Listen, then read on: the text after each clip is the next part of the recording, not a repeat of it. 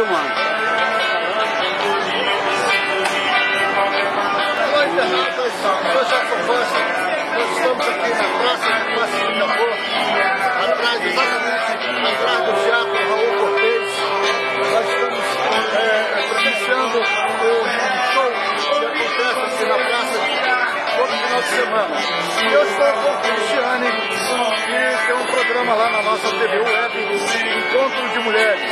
E ela está encantada por ter vindo aqui, já que ela nunca esteve aqui presente, nunca conheceu. Ela está conhecendo hoje esse recanto aqui, esse pedaço aqui da Praça do Pacificador. Tudo bem? Que legal, tá gostando aí? Gostando do ambiente de tudo aí, vocês são muito alegres, uma boa música, uma boa comida.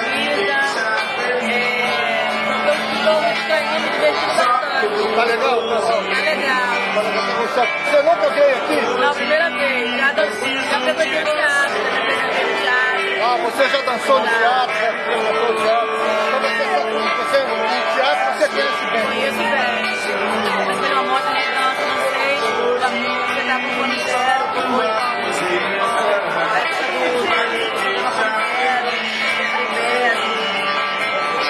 Tá legal. O que você está achando disso aqui, desse pedaço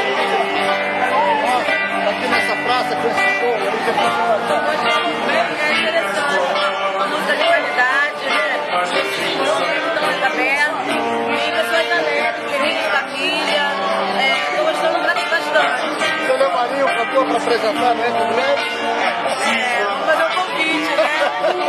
Se ele aceitar, estamos de portas abertas. Seria interessante. Interessante, lá no Entre Mulheres. Um cantor Entre Mulheres. É verdade.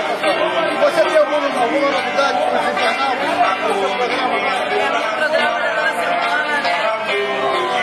Na TV Web, junto com parceria com o Jornal Relato. E toda segunda-feira estamos vendo aqui no teatro, gravando também com as personalidades na área do seminário feminino. Vai acontecer aqui na Vai acontecer um segunda-feira. seminário feminino aqui no Teatro Raul Cortez. De violência doméstica. Segunda-feira. Você tem horário? Às 9 da manhã. Às 9 da manhã aqui no Teatro Raul Cortez. Então não perca, vocês estão convidados às 9 horas da manhã aqui no Teatro Raul Cortez, Seminário de Mulheres, comandado por você. É um programa de mulheres para uma linda reportagem.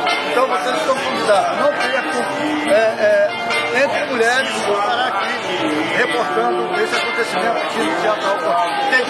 É isso aí, gente. Um abraço e até uma outra ocasião.